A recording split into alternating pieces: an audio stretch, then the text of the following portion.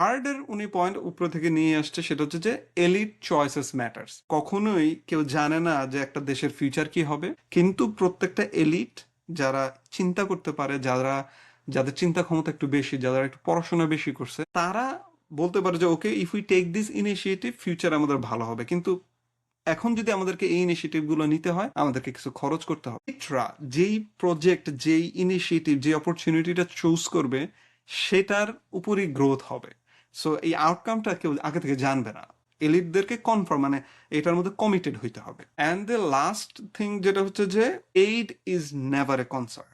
সে বাংলাদেশের এক্সাম্পল নিয়ে এসে বলছে যে বাংলাদেশের জন্য এইড কখনোই তার জিডিপি পার্সেন্ট 5-6%-এর বেশি যায় না। সো বাংলাদেশের যে ডেভেলপমেন্ট হয়েছে, সে বাংলাদেশকে মিরাকল হিসেবে এক্সপ্লেন করছে বই করবো। সে বলতেছে যে এইড সমস্যা না, সমস্যাটা হচ্ছে যে এইডকে কিভাবে ইউজ করা। কিন্তু সে আবার এইডের এগেন্স্ট যায় না, সে বলছে এইড দরকার একটা কারেন্টকে, মানে কান্ট্রিকে রিসোর্স দিতে। সো এই হচ্ছে ওভারঅল, আমি যদি ডেভেলপমেন্ট ইকোনমিক্স এর একটা মানে লিটারেচার রিভিউ